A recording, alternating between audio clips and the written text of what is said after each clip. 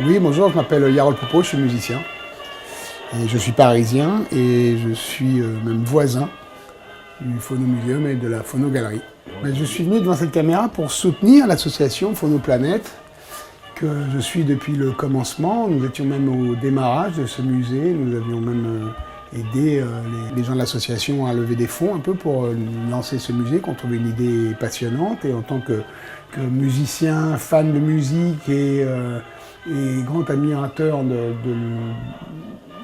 ces engins incroyables qui sont tout autour de nous, voilà, je trouvais que c'était important qu'un endroit comme ça existe, surtout dans ce quartier, qui est un quartier qui historiquement est un quartier d'artistes, de musiciens.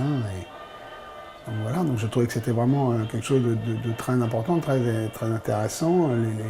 Les pièces qui sont entreposées ici sont des pièces de collection qui n'ont aucun prix, qui sont certains exemplaires uniques.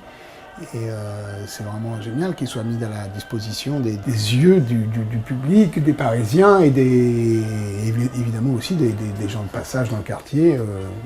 Et je sais s'il y en a. Peut-être le seul endroit que j'aurais vu comme ça, c'est aux États-Unis, en Floride, où c'est le musée de Thomas Edison. Et donc autour de Thomas Edison, et parce qu'ils ont visité son ancienne maison, ils ont fait aussi, vu qu'il est l'un des inventeurs du phonographe, ils ont fait aussi un espèce de musée comme ça du phonographe qui est pas aussi fourni que celui-ci, dans lequel il y a moins de pièces, mais qui est très intéressant aussi.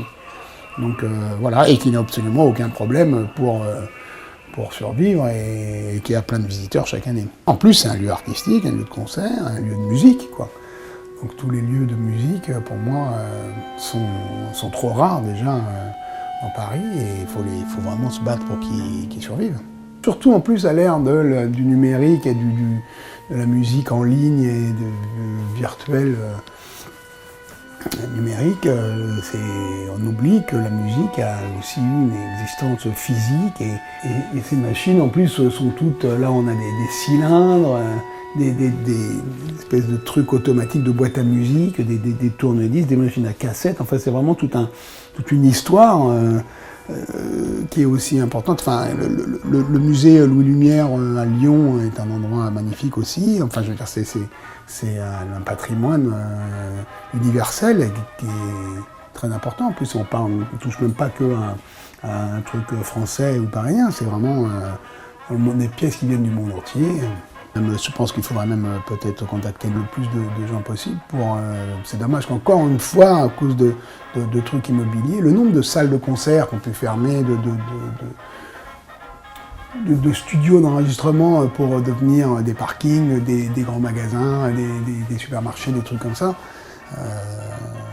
Voilà, donc c'est vraiment un endroit qu'il faut préserver. Et puis j'invite le plus de gens possible à venir, non pas que les regarder, mais les entendre aussi, ces machines, parce qu'elles ont beau être très belles, elles sont faites pour être entendues.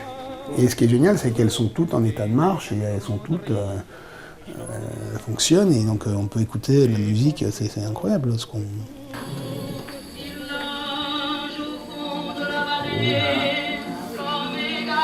Oui, on peut fermer complètement, si on veut écouter à minuit sans déranger les voisins.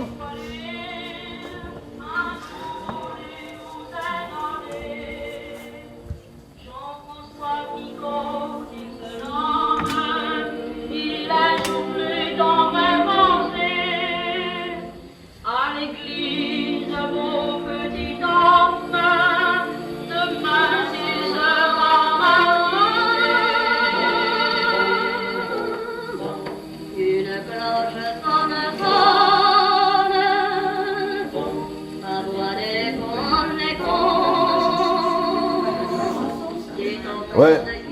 Avec qui? Voilà. Elle est là d'ailleurs. Ouais. Et ça, il faut qu'on retrouve le disque qui correspond à cette affiche. Ça, c'est pas l'affiche, ça, c'est le projet de l'affiche. C'est quand je suis les verres au fond du café. Ouais. Toute la journée, je suis les verres au fond du café. Ouais.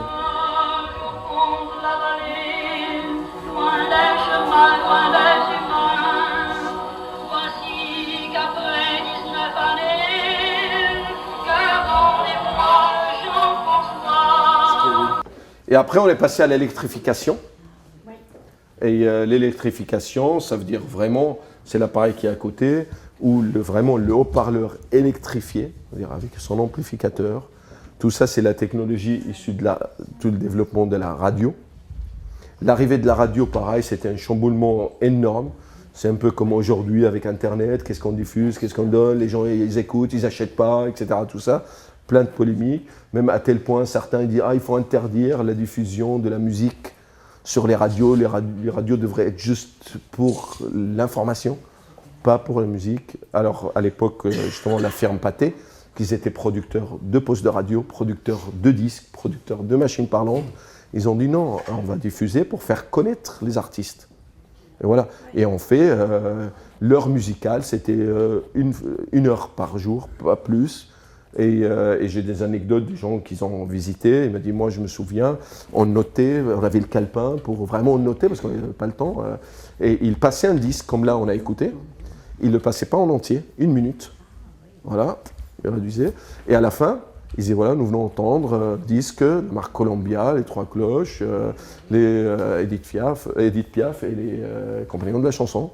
Et ce qui est important aussi par rapport aux affiches, radio, tout ça, parce qu'il y avait, encore une fois, il n'y avait pas encore la télévision.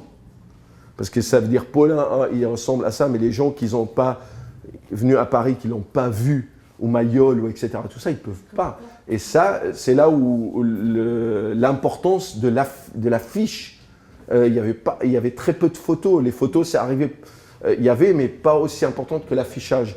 Les photos, c'est arrivé comme on voit là, avec les studios Harcourt, bien sûr. Voilà, là, on a Lynn Renault, c'est plus 30, 40. Lynn Renault, Tino Rossi. Et après, c'est qui? Vous la reconnaissez ou pas? Léo Marjane, qui est encore en vie.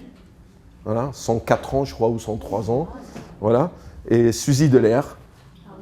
Et quoi, Suzy Delair? À chaque fois, on dit Suzy Delair. D'habitude, il y a souvent des gens qui répondent de votre âge. Et son tralala. Ouais, c'est elle qui chantait ça. Avec son tralala, son petit tralala, elle faisait Des fois, oui.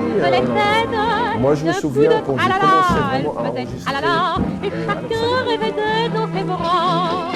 Ce qui les troublait dans l'extrêmement, il les rendait fous de désir. C'était pas la chose en elle-même, c'était la façon de s'en servir.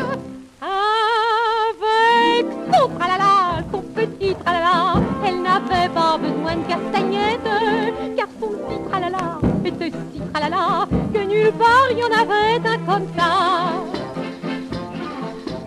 Un jour sous les arcades, elle eut une stockade.